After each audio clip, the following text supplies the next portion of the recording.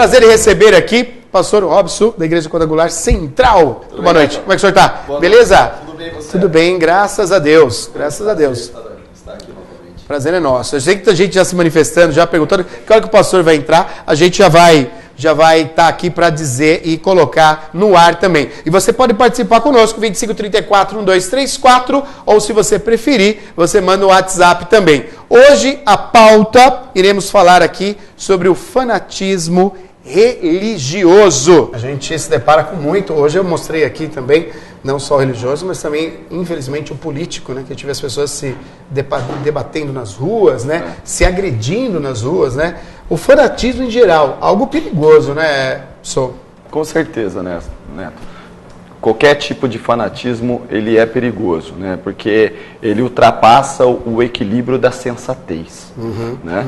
Então, quando você ultrapassa o equilíbrio da sensatez, que é algo que é uma premissa da Bíblia, né? Então, é importante que tem tudo a ver também com a enquete de hoje. Sim. O vandalismo e o fanatismo, Maria, tá muito ligado os dois. É porque, né? O que leva o vandalismo, Sim, de partes públicas, principalmente, sim, é o fanatismo, né? Porque a atitude anárquica, a atitude de busca do caos, ele anda junto com o fanatismo. Porque o fanatismo nada mais é, Neto, do que o excesso, ou o zelo, ou o cuidado de um fundamento. Quando a pessoa está zelando por algo que ela acredita de uma forma muito veemente, né?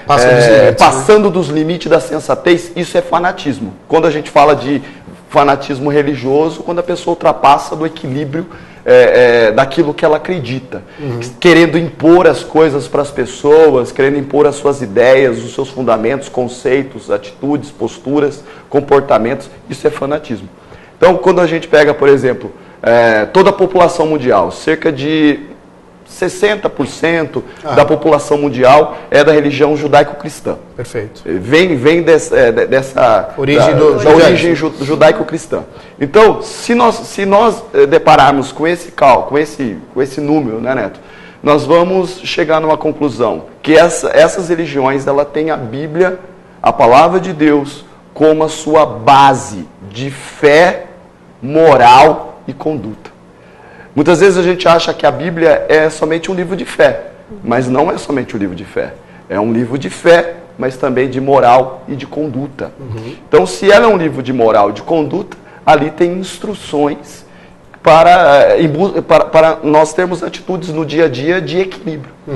O próprio autor de Provérbios, o rei Salomão, ele diz: sejamos sensatos por toda a vida, não perdendo a sensatez de vista.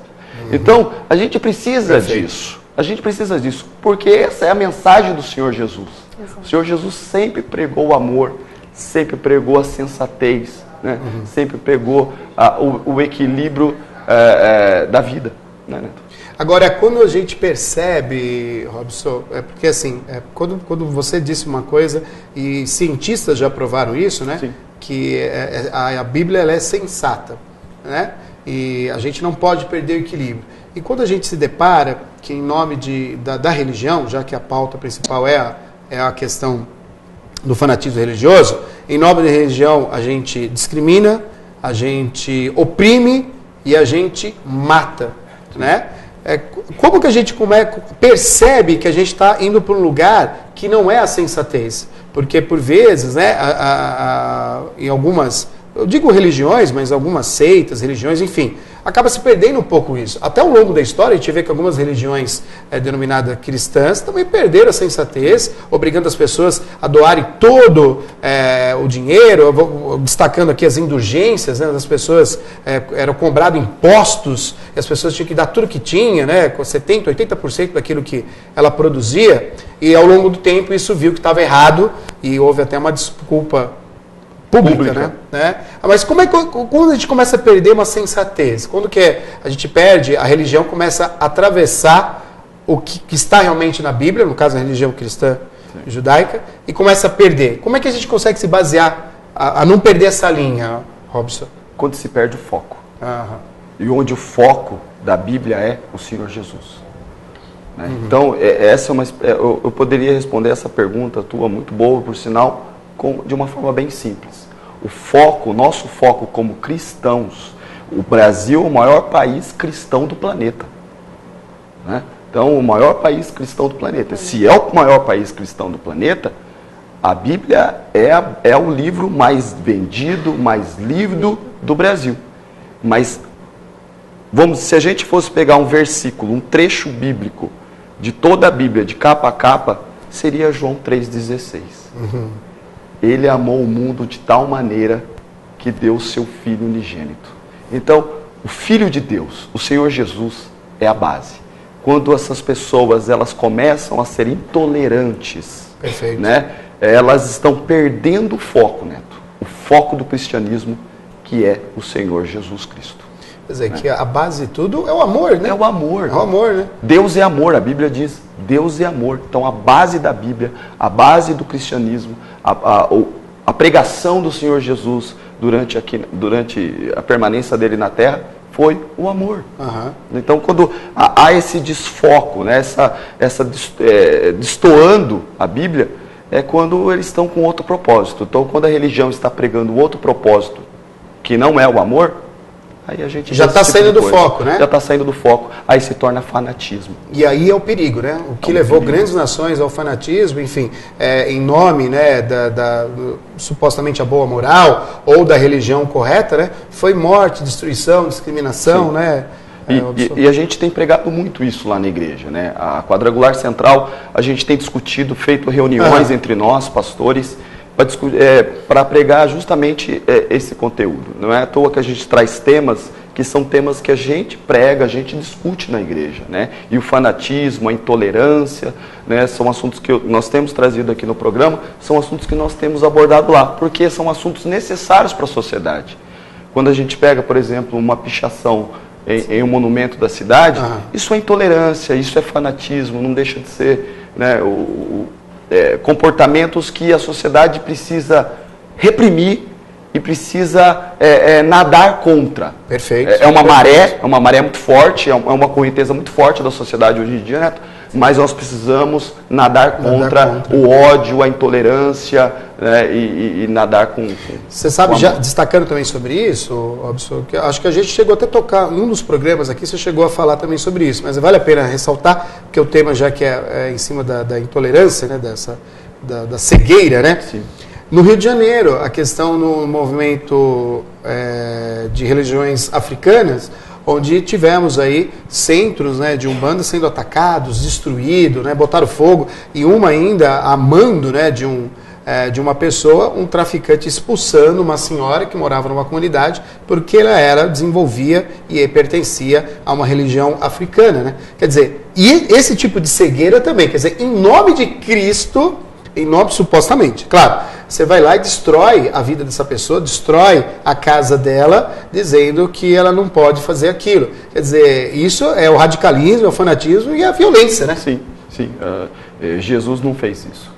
Jesus, ele sentava com samaritanos, Jesus, ele dialogava com sírios, fenícios, Jesus, ele dialogava com todas as religiões, ele dialogava com judeus. Então, ele, de uma certa forma, ele era totalmente tolerante, apresentava os seus argumentos na sinagoga, né? Então, por isso que a Bíblia diz lá no livro de Atos, quando ela faz comparação a duas igrejas, os bereanos e os tessalonicenses. Ele diz, precisamos ser como os bereanos.